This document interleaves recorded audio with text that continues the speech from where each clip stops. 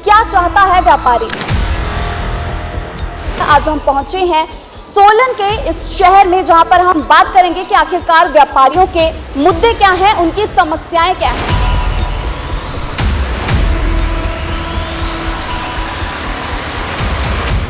सोलन शहर में जो सबसे प्रमुख मुद्दा है वो है पार्किंग का समस्या। कोई भी 2 मिनट के लिए भी गाड़ी खड़ी करता है तो उसका चालान मिनटों सेकंडों में कर देते हैं। व्यापार मंडल के अध्यक्ष कुशल जेठी हमारे साथ यहाँ पर मौजूद हैं। जिस रेट पे ऑनलाइन कंपनियां माल बेचती हैं वो हमारी खरीद भाव से भी कम होता है।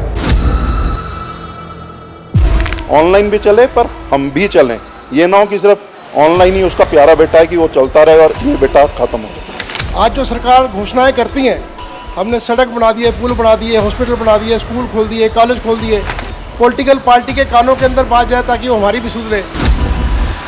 आज धीरे धीरे व्यापार जो है वो तबाह हो जा रहा है।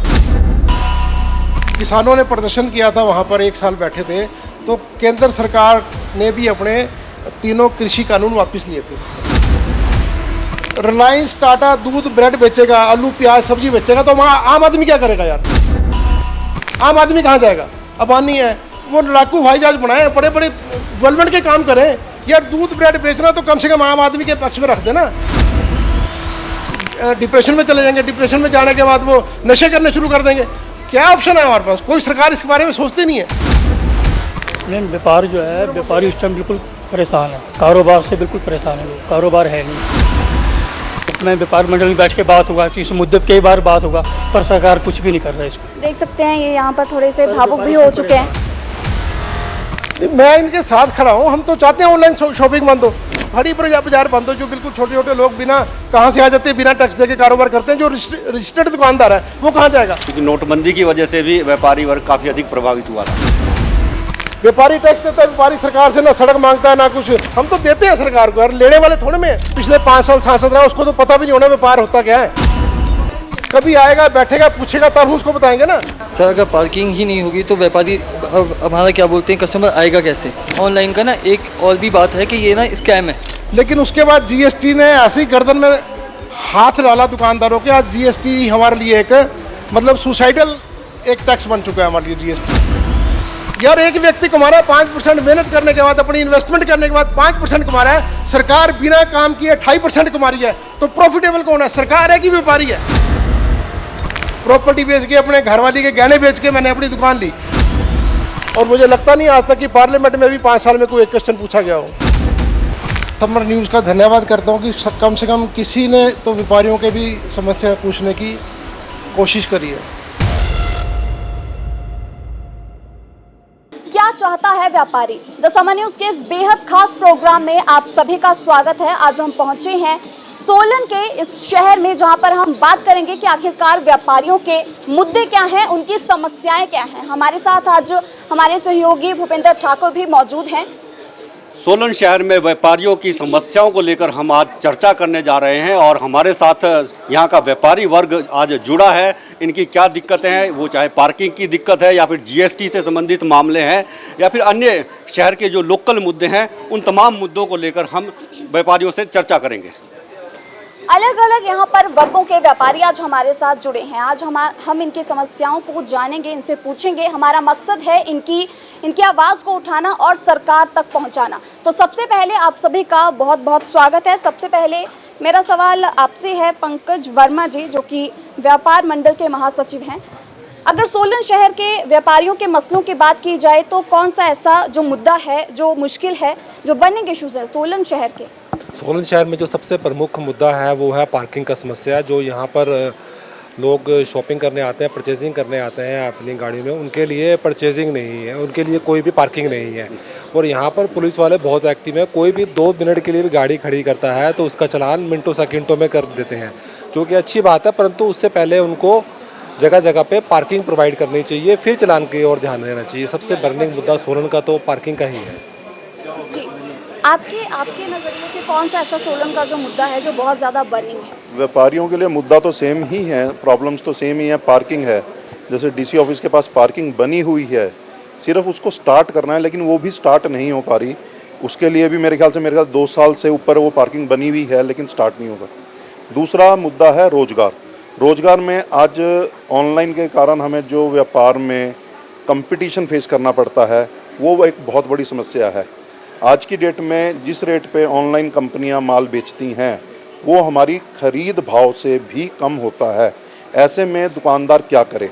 तो ऐसे में गवर्नमेंट का, जब 2 बच्चों की लड़ाई होती है तो बाप का फ़र्ज होता है लड़ाई को सुलझाना। तो सरकार को मध्यस्थता करते हुए एक ऐसा रूट निकालना चाहिए जिससे, हम नहीं कहते भी ऑनलाइन बंद हो, ऑनलाइन भी चले पर हम भी चलें। ये ना हो कि सिर्फ ऑनलाइन ही उसका प्यारा बेटा है कि वो चलता रहे और ये बेटा ख़त्म हो जाए। व्यापार मंडल के अध्यक्ष कुशल जेठी हमारे साथ यहाँ पर मौजूद हैं। जेठी जी, स्वागत है आपका। लोकल यहाँ पर दिक्कतें क्या है व्यापारियों की, जिन्हें लेकर व्यापारी कई वर्षों से जूझ रहे हैं, और लोकसभा का चुनाव इन दिनों चल रहा है, तो आपकी डिमांड क्या क्या है और आप उम्मीदें क्या करते हैं अपने सांसद से? मैं सबसे पहले द समर न्यूज़ का धन्यवाद करता हूँ कि कम से कम किसी ने तो व्यापारियों के भी समस्या पूछने की कोशिश करी है। इस देश के अंदर हमेशा बात की जाएगी अलग अलग वर्गों की, या किसान की बात हो, बागवान की बात हो, महिलाओं की बात हो, बेरोजगारों की बात हो, अनुसूचित जाति जनजाति की बात हो, लेकिन कोई भी, चाहे वो मीडिया से संबंधित हो, चाहे जो हमारे पॉलिटिकल पार्टीज़ हैं, कोई व्यापारियों की बात नहीं करता। व्यापारी एक ऐसा प्राणी इस देश के अंदर है जो इन्वेस्टमेंट अपनी करता है, मेहनत अपनी करता है, अपने रिस्क के ऊपर काम करता है सुबह से लेकर शाम तक, उसके लिए कोई छुट्टी नहीं है। वो अपने पूरे परिवार के साथ मेहनत करके सरकार के खजाने भरता है। आज जो सरकार घोषणाएं करती हैं, हमने सड़क बना दिए, पुल बना दिए, हॉस्पिटल बना दिए, स्कूल खोल दिए, कॉलेज खोल दिए, वो सारे पैसे से खुलते हैं। पैसा जो उस व्यापारी टैक्स देता है उससे कलेक्ट होता है, लेकिन उस व्यापारी के बारे में बिल्कुल नहीं सोचा जाता। व्यापारी की अगर आप समस्या पूछे, एक समस्या नहीं 50 समस्या मैं आपको गिना सकता हूँ, लेकिन शायद आपके माध्यम से किसी पॉलिटिकल पार्टी के कानों के अंदर बात जाए ताकि वो हमारी भी सुधरे। आज धीरे धीरे व्यापार जो है वो तबाह हो जा रहा है। हमारा छोटा व्यापारी जो इकट्ठा नहीं है। कारण क्या है? विभिन्न अपनी अपनी सबकी समस्याएं हैं। जैसे आप देखते हैं कर्मचारी किसान इकट्ठा हो जाता है, व्यापारी इकट्ठा नहीं होता। ये हमारा सबसे बड़ा ड्रॉबैक है। जो दिक्कत है दुकानदारों की, वो सबसे बड़ी जो दिक्कत है ऑनलाइन शॉपिंग को लेकर है। मैं उसी पे आ रहा हूँ। व्यापारी वर्ग का कारण क्या है? वो इकट्ठा नहीं होता। अगर इकट्ठे हो जाए तो, जैसे किसानों ने प्रदर्शन किया था वहाँ पर, 1 साल बैठे थे, तो केंद्र सरकार ने भी अपने 3 कृषि कानून वापस लिए थे। आज ऑनलाइन की खाली समस्या नहीं है, ऑनलाइन से तो हमारा सारा कारोबार तबाह हो गया। और मुझे आज तक समझ नहीं आता कि जो पार्टियां, जो बड़े बड़े, आप ऑनलाइन की बात करते हैं, मैं आपको बताऊं, आप सोलन छोटा शहर है, यहाँ पर 4 रिलायंस के स्टोर खुल गए, उसके रिटेल के। रिलायंस टाटा दूध ब्रेड बेचेगा, आलू प्याज सब्जी बेचेगा, तो वहाँ आम आदमी क्या करेगा यार? आम आदमी कहाँ जाएगा?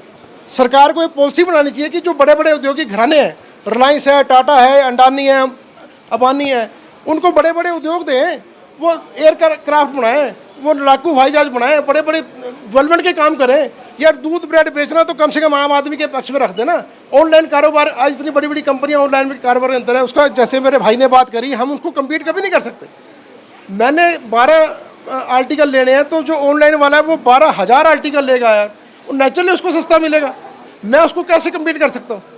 मैं उसको कम्पीट नहीं कर सकता। ये चीज़ सरकार इस पॉलिसी को बंद करे अगर व्यापारियों को बचाना है, नहीं तो धीरे धीरे व्यापारी अपनी दुकानें बंद कर रहे हैं। व्यापारी खुद को बेरोजगार महसूस होता है, क्योंकि जो उसकी इन्वेस्टमेंट है उसको रिटर्न नहीं मिल रही उसकी। वो क्या करता है सारा दिन, उसके बाद क्या होगा? उसके जो बच्चे हैं, नौजवान है, वो डिप्रेशन में चले जाएंगे। डिप्रेशन में जाने के बाद वो नशे करने शुरू कर देंगे। क्या ऑप्शन है हमारे पास? कोई सरकार इसके बारे में सोचती नहीं है। आज इतना अवैध कारोबार हो रहा है, ऑनलाइन के थ्रू कारोबार हो रहा है। जो मूल व्यापारी है, जिसका काम जो कई पीढ़ियों से व्यापार ही कर रहा है, उसके कोई परिवार का सदस्य सर्विस में नहीं है, वो मारा जा रहा है क्योंकि उसकी सुनवाई नहीं हो रही।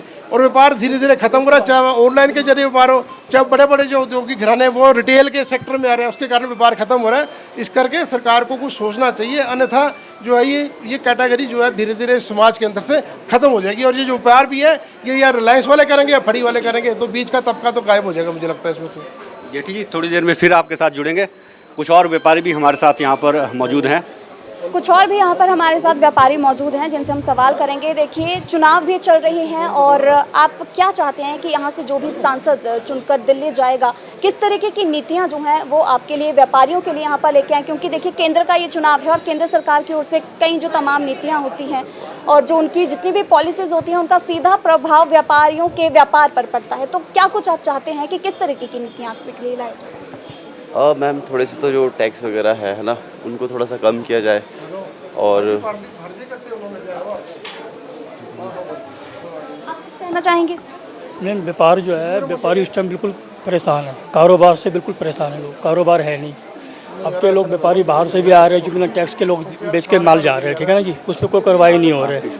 ये व्यापारी यहाँ पे कई साल से व्यापार मंडल का ही मीटिंग हुआ, पर इस पर कोई भी कार्रवाई नहीं हुआ।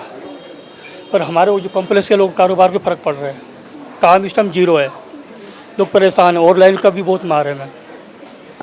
ऑनलाइन शॉपिंग जब से आई है, आप इसको कैसे देखते हैं? कितना प्रभाव दुकानों पर पड़ा है? उससे भी सस्ता माल बेच रहे हो तो हम कहाँ बेच पाएंगे? हमारे को स्टेट में माल ही नहीं मिल पा रहा है इस टाइम।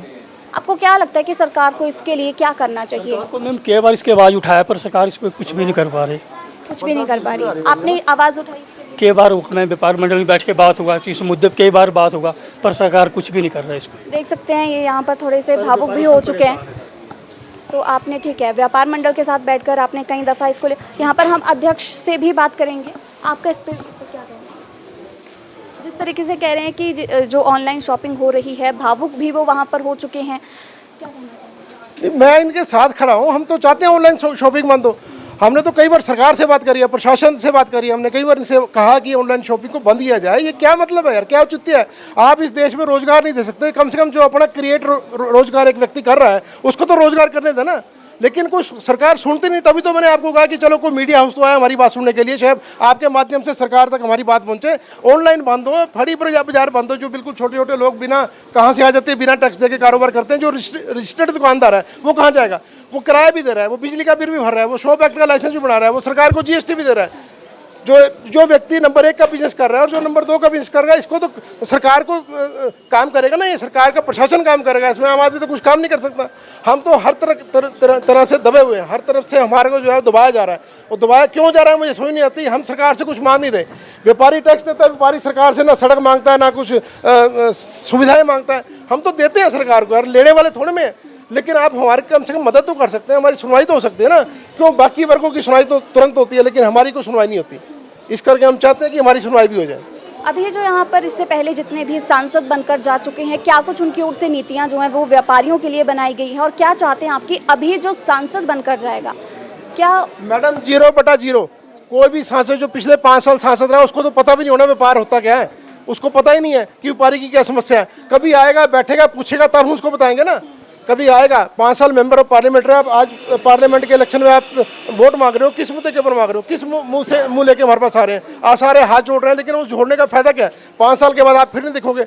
आप दूसरे वर्गों की बात करते हैं, हमारी बात कौन करेगा?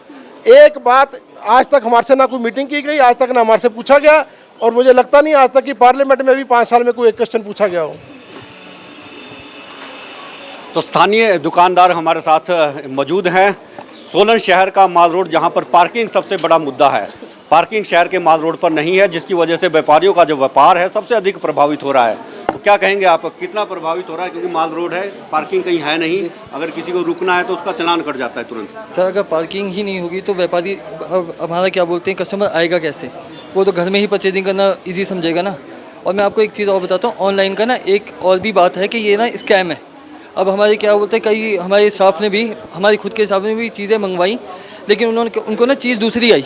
जैसे उन्होंने कुछ ऑर्डर दिया और कुछ और ऑर्डर आया उनका, उसके बावजूद भी उनके जब वो पुलिस स्टेशन गए तो उनकी कोई सुनवाई नहीं है, बैकअप कुछ है ही नहीं। अगर ऑनलाइन कोई स्कैम हो रहा है तो उसको स्कैम का भी कोई ऐसा नहीं है कि जाके उनको पकड़े। अगर हम कुछ गलत माल भेज देते हैं तो हमें आप यहाँ पकड़ सकते हैं, लेकिन अब कई भी जैसे स्टूडेंट है वो पैसा खर्च करते हैं, छोटे छोटे स्कैम्स में फंस जाते हैं, उनकी जेब से पैसा निकल गया तो फिर वो कैसे आएंगे हमारे पास? सबका एक अपना बजट होता है, ये चीज़ है। दूसरा जो सबसे बड़ा मुद्दा यहाँ पर है, जो बाहरी राज्यों से यहाँ पर रेडी फड़ी वाले आते हैं और माल रोड पर दुकानें लगाकर बैठ जाते हैं, जिसकी वजह से दुकानदारों का व्यवसाय काफ़ी अधिक प्रभावित होता है। उस बारे में क्या कहेंगे?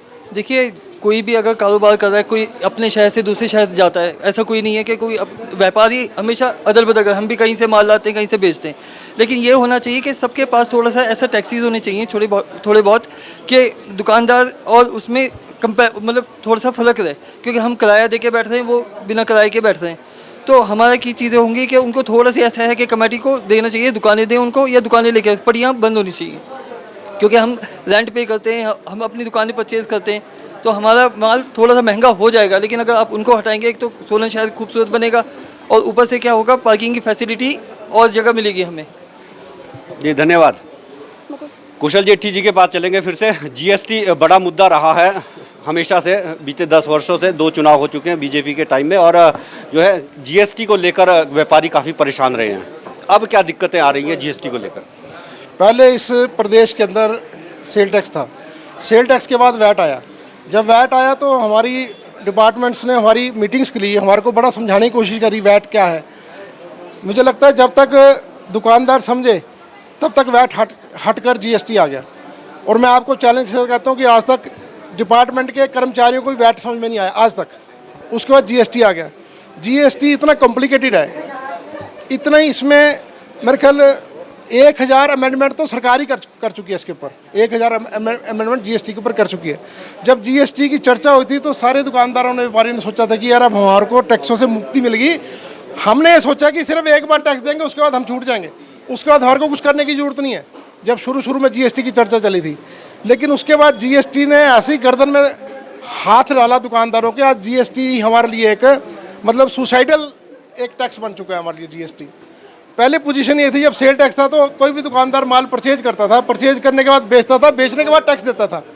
आज जीएसटी में पहले एडवांस में अगर 1 लाख का माल लिया तो उसने 5%, 18%, 28% जिसमें जीएसटी वो पहले एडवांस में उस दुकानदार को देगा। उसके बाद उसका माल बिके ना बिके।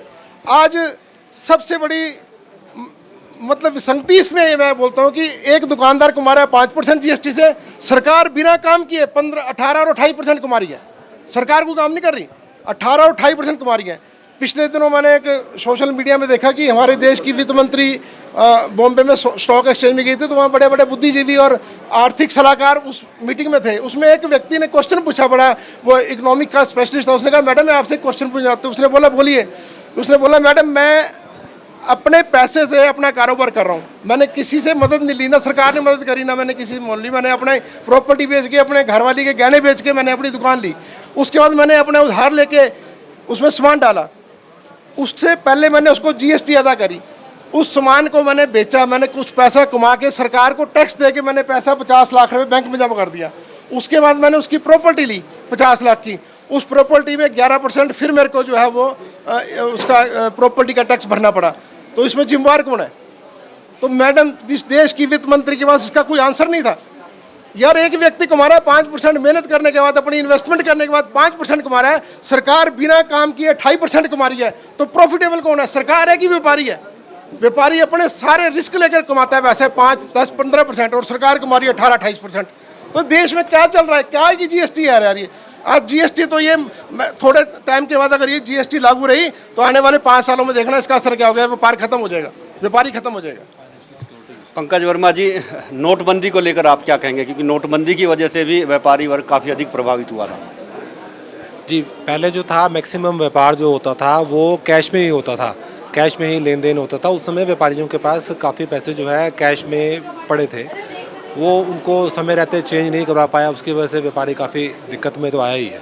और दूसरा इसमें एक मुद्दा और भी है कि सरकार को जो है जीएसटी इकट्ठा करके व्यापारी दे रहा है, और मैक्सिमम सरकार जो फाइनेंस चल रहा है वो जीएसटी की वजह से चल रहा है, और सरकार इसकी एवज में व्यापारियों को कुछ नहीं दे रही है। हमारी एक मांग है कि इसकी एवज में व्यापारियों को जो है एक फाइनेंशियली सिक्योरिटी मिलनी चाहिए। जितना वो जीएसटी दे रहा है उसका कुछ परसेंट तो कम से कम उसको, कभी वो बीमार हो रहा है, कभी कुछ हो रहा है, उसको सिक्योरिटी के रूप में मिलना चाहिए। धन्यवाद। यहाँ पर हमारे साथ और भी व्यापारी मौजूद हैं। मेरा सवाल आपसे ये है कि जो भी सांसद अब बनकर आते हैं, आपको क्या लगता है किन मुद्दों को उन्हें प्राथमिकता के आधार पर देखना चाहिए कि व्यापारियों की जो समस्या है उन्हें प्रायोरिटी के बेसिस पे देखना चाहिए और उसके लिए काम भी करना चाहिए? देखिए, पहले तो व्यापार अच्छे से हो सके और बाज़ार अच्छे से चल सके, तो उसके लिए उनको फैसिलिटी ऐसी अवेलेबल करवानी चाहिए कि जो घर बैठा आदमी है वो घूमने फिरने के लिए इजी यहाँ पे आए। पर जैसे ट्रैफिक की समस्या है, ट्रैफिक को ऐसे डाइवर्ट करा जाए कि जो जहाँ पे ज़्यादातर दुकानदार हैं या दुकानें हैं वहाँ पे बच्चे लेकर या फैमिली लेकर आदमी आराम से शाम को घूम सके। जब फैमिली आएंगी, सब आएंगे, और ऐसा नहीं होगा किसी में डर होगा कि मेरा बच्चा इधर चला जाएगा या फिर ट्रैफिक ऐसा ना होगा, तो ट्रैफिक पे कंट्रोल करें, पार्किंग बनाएं। और ये है कि मतलब व्यापारियों को थोड़ी सी और ऐसी फैसिलिटी या फिर ऐसे वो चीज़ें प्रोवाइड करवाएं ताकि वो अच्छे से कारोबार अपना चला सकें। ठीक है, यहाँ पर हम और से भी बात करेंगे। आपको क्या लगता है कि बतौर सांसद बोलना चाहिए, आपको क्या लगता है कि बतौर सांसद जो भी यहाँ पर चुनकर आते हैं उन्हें किन मुद्दों को प्रायोरिटी के बेसिस पे देखना चाहिए, प्राथमिकता के आधार पर यहाँ पर व्यापारियों की समस्याओं को देखकर उन्हें आगे काम करना चाहिए? सबसे बड़ी बात है ये व्यापारियों की वेलफेयर के बारे में सोचना चाहिए। व्यापारियों को फैसिलिटीज़ प्रोवाइड करनी चाहिए। व्यापारियों को कुछ भी नहीं मिलता अगर देखा जाए तो, अगर जो भी वो डिमांड करते हैं तो उसके लिए उनको आंदोलन करना पड़ता है। तो जैसे कि डिमांड्स आपकी क्या है? हमारी डिमांड्स हैं जैसे पब्लिक टॉयलेट होना चाहिए, पार्किंग होनी चाहिए यहाँ पे, और कई तरह की फैसिलिटीज़ होनी चाहिए। जैसे पार्क वगैरह डेवलप किए हुए वो मेंटेन नहीं है, पार्किंग मेंटेन नहीं है। कस्टमर आता है 2 मिनट के लिए गाड़ी खड़ी करता है, उसका चालान हो जाता है, तो वो कैसे आएगा माल? तो वो बड़ी दिक्कत है। और जो हमारे सांसद हैं वो इस बारे में सोचें और इस चीज़ को प्रायोरिटी देके जो व्यापारियों के साथ बैठ के मीटिंग करके जो भी उनके प्रॉब्लम्स हैं उनको हल किया जाए। आपके नज़रिए से क्या लगता है कि जो भी सांसद यहाँ पर अब चुनकर आते हैं उनके क्या उन्हें जो प्राथमिकता के आधार पर उन्हें देखनी चाहिए चीज़ें? व्यापारी वर्ग के कुछ मुद्दे जो अभी व्यापार मंडल के प्रधान ने डिस्कस करे, बिल्कुल सही है कि देश पूंजीवाद को थोड़ा बढ़ावा मिल रहा है। इस बात से कोई इनकार नहीं कर सकता कि पूंजीवाद इस देश में बढ़ रहा है। बट व्यापारी वर्ग कुछ डिजिटलाइजेशन की कुछ ड्रॉबैक्स हैं जो कह रहे थे व्यापारी कि इससे लॉस हो रहा है, ऑनलाइन शॉपिंग हो रही है। देखो जैसे जैसे टेक्नोलॉजी आती है कुछ चैलेंजेस तो आते ही हैं और उन चैलेंजेस को फेस भी करना पड़ता है। और रही जीएसटी और टैक्सेस की बात, तो ऐसा नहीं है कि जीएसटी आने के बाद सेंटर के पास पैसा भी आया, रेवेन्यू भी आया, आईआईटी बने, बड़े बड़े इंस्टीट्यूशंस भी बने, और रोड इंफ्रास्ट्रक्चर कितना अच्छा हुआ है हिमाचल में। हमारी टूरिस्ट इकोनॉमी स्टेट है, रोड जितने अच्छे बनेंगे तो टूरिस्ट उतना अच्छा आएगा, उससे सारी इकोनॉमी घूमती है हमारी। तो टूरिज़्म के सेक्टर में भी सरकार को चाहिए कि अच्छा इंफ्रास्ट्रक्चर दे वो, जहाँ पे कुछ कमियां हैं, क्योंकि उसका भी पूरा इम्पैक्ट आता है इकोनॉमी पर।